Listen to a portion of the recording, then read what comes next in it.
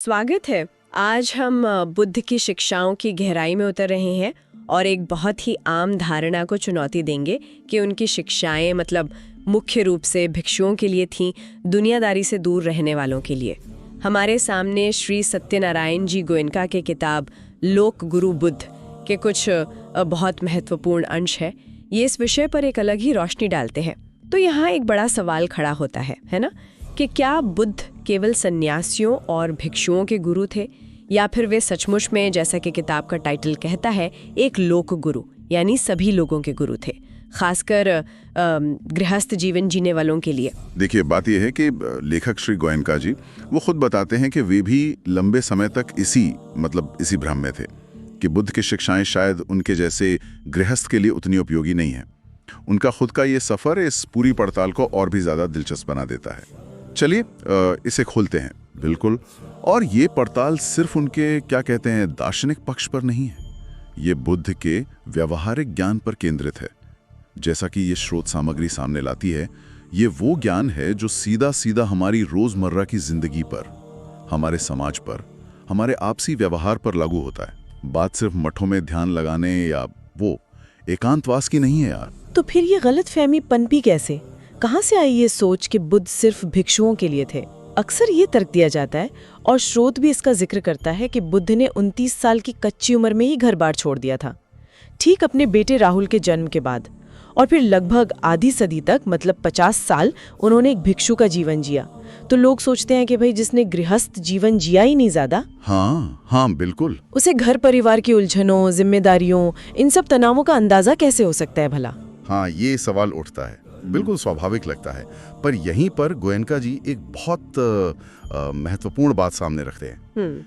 वे अपने अनुभव से बताते हैं कि उन्होंने खुद एक जिम्मेदार गृहस्थ रहते हुए ही विपश्यना सीखी और उससे जीवन में एक क्रांति का अनुभव किया। इतना ही नहीं, उनके अपने गुरु सयाजी ऊ बाखिन, जिनसे उन्होंने बर्मा में ये विद्या सीखी, हाँ। वे भी एक उच्च सरकारी अधिकारी थे। अच्छा। वो भी गृहस्थ थी। हाँ। और उनके भी गुरु यानी गोयनका जी के दादा गुरु, वे भी गृहस्थी ही थे। तो ये पूरी परंपरा आप देखें तो गृहस्थों द्वारा ही जीवित रखी गई एक तरह से। अरे वाह, ये तो वाकई ध्यान देने वाली बात है। मतलब ये ज्ञान सिर्फ मठों के दीवारों में बंद नहीं रहा कभी। बिल्कुल नहीं। और ये किताब इस बात पर भी जोर देती है कि आज दुनिया में बुद्ध के करोड़ों अनुयायी गृहस्थ हैं। करोड़ों? सच में? हाँ, करोड़ों। भिक्षु तो उनकी कुल संख्या का शायद 1% भी नहीं होंगे। और बुद्ध ने स्वयं गृहस्थों को एक नैतिक, सुखी और सार्थक जीवन जीने के लिए उतने ही विस्तार से उपदेश दिए हैं जितने उन्होंने भिक्षुओं को दिए थे। सिंगालोबाद सूत्र जैसे कई सूत्र तो हैं ही, जो सीधे सीधे गृहस्थों के कर्तव्यों पर और सही जीवन शैली पर ही हैं। और यह कहानी और भी दिलचस्प मोड़ लेती है। इस किताब के अनुसार बुद्ध को सांसारिक जीवन की, लोगों के दुख की, उनकी समस्याओं की असली और गहरी समझ वो ज्ञान प्राप्ति के बाद हुई। हाँ, ये बहुत महत्वपूर्ण है। कैसे? क्योंकि ज्ञान प्राप्ति के बाद वो जो लगभग 45 साल थे, उन्होंने लगातार यात्राएं की।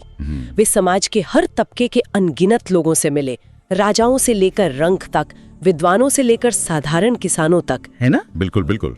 उन्होंने उनकी समस्याओं को सुना, उनके दुखों को समझा, और फिर उन्हें धर्म के आधार पर यानी प्रकृति के नियमों के आधार पर व्यवहारिक समाधान दिए। हाँ, प्रैक्टिकल सॉल्यूशंस। ये किताब तो यहाँ तक दावा करती है कि शायद मानव इतिहास में कोई और ऐसा धर्मगुरु नहीं हुआ जिसने इतने लंबे समय तक इतने विशाल और विविध जनसमूह से सीधा संपर्क साधा हो और उनकी समस्याओं को इस तरह समझा हो। सही कहा। ये सिर्फ कल्पनाएं, उपदेश नहीं थे, ये लोगों के असल जीवन के दुखों का निवारण था। और इसका आधार है विपश्यना, ध्यान साधना, जिसे बुद्ध ने फिर से खोजकर दुनिया को सिखाया। ये समझना जरूरी है कि विपश्यना कोई कर्मकांड नहीं है, कोई पूजा पाठ या अंधश्रद्धा नहीं। बिल्कुल नहीं। हाँ, ये एक विधि है ना? हाँ, ये तो अपने ही मन और शरीर की सच्चाई को, पल पल बदलते यथार्थ को सीधे अपने अनुभव से देखने और समझने की एक वैज्ञानिक विधि है। एक तरह का मानसिक व्यायाम समझ लीजिए। इससे पता चलता है कि कैसे हमारा पूरा अस्तित्व, ये मन, ये शरीर हर क्षण बदल रहा है। कुछ बन रहा है, कुछ बिगड़ रहा है, कुछ भी परमानेंट नहीं है। और इसी अनुभव से कर्म का सिद्धांत भी स्पष्ट होने लगता है। कर्म का सिद्धांत? वो कैसे? कि भाई जैसा बीज बोएंगे वैसा ही फल काटेंगे। ये कोई भगवान का फरमान नहीं है, ये नेचर का लॉ है, प्रकृति का नियम। अच्छे कल्याणकारी कर्म करेंगे तो नतीजा सुखद होगा, और बुरे हानिकारक कर्म करेंगे तो नतीजा दुखद। इसे कोई माने न माने, ये नियम अपना काम करता रहता है चुपचाप। अच्छा, हर व्यक्ति अपने कर्मों के लिए खुद जिम्मेदार है, कोई दूसरा उसे बचा या बिगाड़ नहीं सकता। जैसा कि पाली भाषा में बुद्ध के शब्द हैं, जिसका श्रोत में जिक्र है, अत्ता ही अत्तनो नाथो। अत्ता ही अत्तनो नाथो, इसका क्या मतलब हुआ? मतलब तुम स्वयं ही अपने स्वामी हो, अपना भविष्य बनाने वाले भी तुम ही हो, कोई बाहरी शक्ति नहीं। तो फिर एक आम गृहस्थ के लिए जो अपनी नौकरी, व्यापार, परिवार की जिम्मेदारियों में उलझा है, उसके लिए सबका क्या मतलब हुआ? क्या उसे सब छोड़ छाड़ कर बैठ जाना चाहिए? नहीं, बिल्कुल नहीं, बल्कि इसका ठीक उल्टा। इसका मतलब है कि जीवन के रोजमर्रा के संघर्षों का, उतार चढ़ावों का सामना करते हुए, अपनी सारी जिम्मेदारियों को निभाते हुए अपने शील को, यानी अपनी नैतिकता, अपने सदाचार को मजबूत करना। नैतिकता, शील। हाँ, और विपश्यना इसमें मदद करती है। ये अभ्यास सिर्फ अपने लिए सुख शांति नहीं लाता, इससे परिवार में, समाज में भी एक सकारात्मक माहौल बनता है। ये पलायन नहीं है। अच्छा, ये जीवन को सही ढंग से जीने की कला सिखाता है। अपने मन के विकारों को पहचान कर उन्हें दूर करने का अभ्यास है ये। आपने शील या नैतिकता की बात की, क्या इसे थोड़ा और साफ करेंगे? मतलब आम भाषा में। हाँ, देखिए, शील यानी नैतिक आचरण, इसमें मूल रूप से 5 बातें आती हैं, जिन्हें पंचशील कहते हैं। और ये किसी भी समाज के लिए मतलब बेसिक चीजें हैं। जैसे जीव हत्या से दूर रहना, चोरी न करना, व्यभिचार मतलब यौन दुराचार से बचना, झूठ न बोलना, नशे पत्ते से दूर रहना। हाँ, ये तो बुनियादी बातें। बिल्कुल, ये किसी धर्म विशेष के नियम नहीं है, ये एक स्वस्थ समाज की नींव है। और विपश्यना के अभ्यास के लिए इस नैतिक आधार का पालन जरूरी माना गया है। क्योंकि सोचिए ना, एक अनैतिक जीवन जीने वाले का मन शांत कैसे रह सकता है? और अशांत मन से सच्चाई का अनुभव करना मुश्किल है। सही बात है। और विपश्यना के गहरे अभ्यास से, जैसा कि किताब बताती है, कुछ और सच्चाइयां अनुभव में आने लगती हैं जो हमारे दुखों का मूल कारण स्पष्ट करती हैं। अच्छा, क्या है वो? पहली बात तो ये कि ये जो मन और शरीर की धारा है ना, ये स्थायी नहीं है, ये हर पल बदल रही है, तरंगों की तरह। कुछ उत्पन्न हो रहा है और तुरंत नष्ट हो रहा है। इसे कहते हैं उत्पाद व्यय। जब हम इसे अनुभव से जानते हैं तो चीजों या लोगों से हमारा मोह, हमारी जो चिपकाहट है, वो कम होने लगती है। दूसरी गहरी बात ये समझ आती है कि हमारे मन में जो ये राग मतलब पसंद, किसी चीज या व्यक्ति के प्रति खिंचाव, आसक्ति, और द्वेष यानी नापसंद, किसी चीज या व्यक्ति से विकर्षण, घृणा, इसकी जो आदत पड़ी हुई है ना, यही हमारे दुखों का मूल कारण है। राग और द्वेष। हाँ, इसी राग द्वेष की तृष्णा या कहिए चाहत इस जीवन धारा को, इस संसार चक्र को ऊर्जा देती है, इसे चलाए रखती है। और ये तृष्णा काम करती है अविद्या के साथ, मतलब यथार्थ को न जानने के कारण, चीजों को वैसा न देखने के कारण जैसी वे असल में हैं।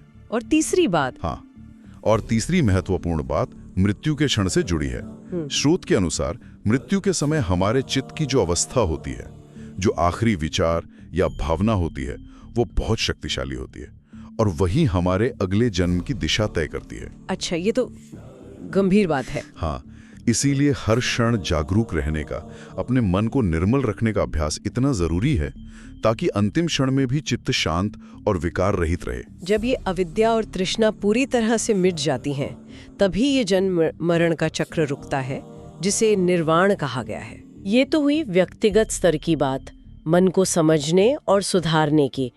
लेकिन बुद्ध का प्रभाव क्या सिर्फ व्यक्तियों तक सीमित था या उनका कोई सामाजिक प्रभाव भी पड़ा? ये किताब इस बारे में क्या कहती है? ये एक बहुत ही महत्वपूर्ण पहलू है जिस पर गोएंका जी की किताब काफी जोर देती है। बुद्ध सिर्फ व्यक्तिगत मुक्ति के ही उपदेशक नहीं थे, वे एक बड़े समाज सुधारक भी थे। स्रोत उन 3 प्रमुख सामाजिक बुराइयों पर प्रकाश डालता है जिनका बुद्ध ने उस समय के भारतीय समाज में पुरजोर विरोध किया था। 3 बुराइयां कौन सी? पहली थी धर्म के नाम पर होने वाली जीव हत्या। उस जमाने में यज्ञों में बेजुबान पशुओं की बलि चढ़ाना एक आम मतलब धार्मिक कर्मकांड माना जाता था। हाँ, सुना है। बुद्ध ने इसका कड़े शब्दों में विरोध किया। अच्छा। उन्होंने कहा कि सच्ची धार्मिकता बलि चढ़ाने में नहीं है, बल्कि सभी प्राणियों के प्रति करुणा और मैत्री का भाव रखने में है। अच्छा अहिंसा पर उनका जोर अभूतपूर्व था। अच्छा, और दूसरी बड़ी बुराई थी जीवित प्राणियों का व्यापार। इसमें सिर्फ मांस या दूसरी जरूरतों के लिए पशुओं को बेचना ही नहीं, बल्कि मनुष्यों को, इंसानों को गुलाम बनाकर बेचने की अमानवीय प्रथा भी शामिल थी। ओह, गुलामी भी। हाँ, बुद्ध ने इसे एक अधार्मिक, अनैतिक आजीविका बताया और अपने गृहस्थ अनुयायियों को साफ निर्देश दिया कि वे ऐसे किसी भी व्यापार से दूर रहें जिससे दूसरों को पीड़ा पहुंचती हो। और तीसरी, ये शायद सबसे मुश्किल रही होगी। हाँ, तीसरी और शायद उस समय के समाज में सबसे गहरी जड़ें जमा चुकी बुराई थी जन्म पर आधारित वर्ण व्यवस्था और जाति प्रथा। यहाँ बुद्ध का रुख बिल्कुल क्रांतिकारी था। उन्होंने इस धारणा का खंडन किया कि कोई व्यक्ति जन्म से ऊंचा या नीचा होता है। ये तो बहुत बड़ी बात थी उस समय। बिल्कुल, उन्होंने सिखाया कि मनुष्य की महानता या नीचता उसके जन्म से नहीं, बल्कि उसके कर्मों से तय होती है। उसके अच्छे या बुरे आचरण से, मतलब शील या दुराचार से। सभी मनुष्य समान हैं। उन्होंने कहा कि दुर्भाग्य से उस समय समाज में धर्म का स्थान अधर्म ने ले लिया था, क्योंकि लोग व्यक्ति के गुणों को नहीं, उसकी जन्म जाति को महत्व दे रहे थे। बुद्ध ने इस व्यवस्था को सीधे चुनौती दी। उस समय के समाज में जन्म आधारित व्यवस्था को चुनौती देना तो वाकई बहुत हिम्मत का काम रहा होगा। इसका असर कैसा रहा फिर? असर निश्चित रूप से गहरा और दूरगामी था। देखिए ना, बुद्ध के महापरिनिर्वाण के लगभग 200-250 साल बाद सम्राट अशोक हुए। हाँ, अशोक महान। उन्होंने कलिंग युग की वो जो भयानक मारकाट देखी, उसके बाद बुद्ध की शिक्षाओं को अपनाया और अपने विशाल साम्राज्य के शासन का आधार बनाया। इतिहास गवाह है कि उन्होंने एक ऐसे आदर्श समाज और राजधर्म की स्थापना का प्रयास किया जहां प्रजा का कल्याण सबसे ऊपर था, जहां सभी संप्रदायों का आदर था और जहां पड़ोसी राज्यों के साथ भी शांति और दोस्ती के संबंध बनाने पर जोर था। उन्होंने धर्म महामात्र नियुक्त किए जो लोगों को नैतिक जीवन जीने की प्रेरणा देते थे। ये किताब अशोक के शासन को बुद्ध की शिक्षाओं के सामाजिक प्रभाव का एक बेहतरीन उदाहरण मानती है। लेकिन फिर क्या हुआ? अशोक के बाद तो ये व्यवस्था, मतलब ये आदर्श कायम नहीं रहा ना? दुर्भाग्य से नहीं। जैसा कि स्रोत में भी अफसोस जताया गया है, अशोक के बाद के समय में ये जातिवाद का जहर समाज में धीरे धीरे फिर से फैलता गया और इतना गहरा बैठ गया कि उसका भयानक नतीजा हमारा देश आज तक भुगत रहा है। लेखक का मानना है कि बुद्ध की ये शिक्षाएं कि मनुष्य का मूल्यांकन उसके कर्म और गुणों से होना चाहिए, न कि जन्म से, आज भी उतनी ही, बल्कि शायद पहले से भी ज्यादा जरूरी हैं। समाज में धर्म को, यानी सही जीवन जीने के सिद्धांत को कर्म के आधार पर, गुणों के आधार पर फिर से स्थापित करने की जरूरत है। ये किताब विपश्यना की सार्वभौमिकता पर भी बहुत जोर देती है ना, कि ये सबके लिए है। हाँ बिल्कुल, गोयंका जी बार बार ये साफ करते हैं कि विपश्यना किसी पंथ, संप्रदाय, धर्म या किसी वाद से बंधी हुई तकनीक नहीं है। ये किसी को बौद्ध बनाने का प्रयास नहीं है। ये तो मन को निर्मल करने की एक विधि है जिसे कोई भी व्यक्ति, चाहे वो किसी भी धर्म का हो, जाति का हो, लिंग, आयु, देश या आर्थिक सामाजिक पृष्ठभूमि का हो, कोई भी सीख सकता है और लाभ उठा सकता है। लेकिन लोग अक्सर इसे बौद्ध धर्म से जोड़ देते हैं। हाँ, और लेखक को इसी बात का दुख होता है कि कई बार लोग इसे सिर्फ बौद्ध धर्म की चीज कहकर नजरअंदाज कर देते हैं, जबकि ये मानव मात्र के दुख दूर करने की विद्या है। सबके लिए है, ये यूनिवर्सल है। और यहीं पर वो बात आती है जो मुझे इस किताब में बहुत आकर्षक लगी, बाहरी दुनिया पर विजय पाने और अपने मन पर विजय पाने की तुलना। बिल्कुल, ये एक बेहद जरूरी नुक्ता है। किताब इशारा करती है कि आज का इंसान चांद पर पहुंच गया, समंदर की गहराइयां नाप ली, धरती, जल, आकाश सब पर अपना कंट्रोल करने की होड़ में लगा है। बाहरी दुनिया को जीतने में उसने कमाल की तरक्की की है, इसमें कोई शक नहीं।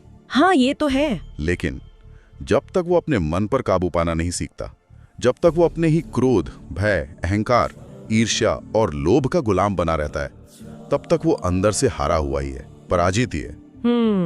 सारी बाहरी तरक्की के बावजूद वो अशांत और दुखी रह सकता है। बुद्ध ने विपश्यना के रूप में हमें कोई सिर्फ सिद्धांत या फलसफा ही नहीं दिया, बल्कि एक सक्रिय व्यवहारिक विधि दी, प्रैक्टिकल मेथड, जिससे व्यक्ति अपने अंदर झांक सके, अपने मन की गंदगी को, अपने स्वभाव की कमियों को खुद देख सके और उन्हें जड़ से निकालकर फेंक सके। जिससे न केवल उसका अपना जीवन सुधरे, उसका अपना कल्याण हो, बल्कि उसके आसपास के लोगों का, पूरे समाज का कल्याण हो। क्या आप विपश्यना के अभ्यास और उसके प्रसार के बारे में कुछ व्यवहारिक जानकारी दे सकते हैं, जैसा कि स्रोत में बताया गया है? जरूर जरूर। जैसा कि किताब में जिक्र है, श्री सत्यनारायण जी गोयंका ने ये विद्या 1955 में बर्मा, अब म्यांमार में अपने गुरु सयाजी ऊबा खिन से सीखी थी। सयाजी स्वयं एक सफल गृहस्थ और उच्च पदस्थ सरकारी अधिकारी थे। गोयंका जी, जो खुद एक बड़े उद्योगपति थे, इस विद्या से इतने प्रभावित हुए कि उन्होंने अपना जीवन इसके प्रचार प्रसार में लगा दिया। अच्छा। वे इसे 1969 में भारत वापस लाए। तब से लेकर आज तक दुनिया भर में सैकड़ों स्थायी विपश्यना केंद्र स्थापित हो चुके हैं। लगभग 100 से ज्यादा स्थायी केंद्र तो हैं ही। और साथ ही किराए की जगहों पर भी हजारों शिविर आयोजित होते रहते हैं। और इन केंद्रों पर होता क्या है? इन केंद्रों पर नियमित रूप से 10 दिवसीय आवासीय ध्यान शिविर आयोजित किए जाते हैं, रेजिडेंशियल कोर्स। और सबसे खास बात यह है कि ये शिविर पूरी तरह से निःशुल्क होते हैं। निःशुल्क? मतलब रहने खाने का भी कोई चार्ज नहीं? कोई चार्ज नहीं। रहने, भोजन और शिक्षण का कोई शुल्क नहीं लिया जाता। शिविर का सारा खर्च उन पुराने साधकों द्वारा स्वेच्छा से दिए गए दान से चलता है, जिन्होंने खुद इस विधि से लाभ पाया है और चाहते हैं कि ये अनमोल विद्या ज्यादा से ज्यादा लोगों तक पहुंचे। अरे वाह, ये तो बहुत अच्छी बात है। हाँ, ये पूरी तरह से गैर सांप्रदायिक है, अनुभव पर आधारित है और बिल्कुल वैज्ञानिक दृष्टिकोण वाली तकनीक है। तो कुल मिलाकर इस पूरी चर्चा साल रही निकलता है कि बुद्ध सिर्फ भिक्षुओं या सन्यासियों के पथ प्रदर्शक नहीं थे। वे सही मायनों में एक लोक गुरु थे, जिन्होंने आम गृहस्थों के लिए, समाज के लिए एक गहरा और व्यवहारिक ज्ञान दिया। ऐसा ज्ञान जिसका पालन करके व्यक्ति अपनी जिम्मेदारियां निभाते हुए भी स्वयं सुखी हो सकता है और समाज के लिए भी हितकारी बन सकता है। बिल्कुल। और विपश्यना इस मार्ग पर चलने का एक महत्वपूर्ण, कारगर और अनुभवजन्य साधन है। बिल्कुल सही कहा आपने। ये स्रोत हमें यही चुनौती देता है, यही निमंत्रण देता है कि हम इन शिक्षाओं को, इस विधि को किसी भी तरह के पूर्वाग्रह से मुक्त होकर, सुनी सुनाई बातों पर न जाकर स्वयं अनुभव करके देखें, स्वयं परखें। और ये भी याद दिलाता है कि महानता का, बड़प्पन का असली मापदंड व्यक्ति के कर्म और उसके गुण होने चाहिए, ना कि उसका जन्म, उसकी जाति या उसका धन। सही बात है। अगर ये समझ समाज में स्थापित हो जाए तो इसी से व्यक्ति का, समाज का, देश का और अंततः पूरे विश्व का कल्याण संभव है। और जाते जाते हम अपने श्रोताओं के लिए एक विचार छोड़ जाते हैं। ये किताब बाहरी नियंत्रण, बाहरी दुनिया पर विजय पाने की बजाय बार बार आंतरिक महारत पर, यानी मनुष्य का अपने मन पर प्रभुत्व स्थापित करने के महत्व पर जोर देती है। आज की दुनिया को देखें, जो अक्सर बाहरी उपलब्धियों, धन, पद, शोहरत, ताकत के पीछे भागती हुई नजर आती है। ऐसे में अगर हम इस आंतरिक महारत को, अपने मन को साधने को प्राथमिकता दें, जैसा कि इन शिक्षाओं में सुझाया गया है, तो ये हमारी व्यक्तिगत सफलता की परिभाषा को और समाज की बड़ी समस्याओं के प्रति हमारे नजरिए को किस तरह बदल सकता है, इस पर जरूर सोचिएगा।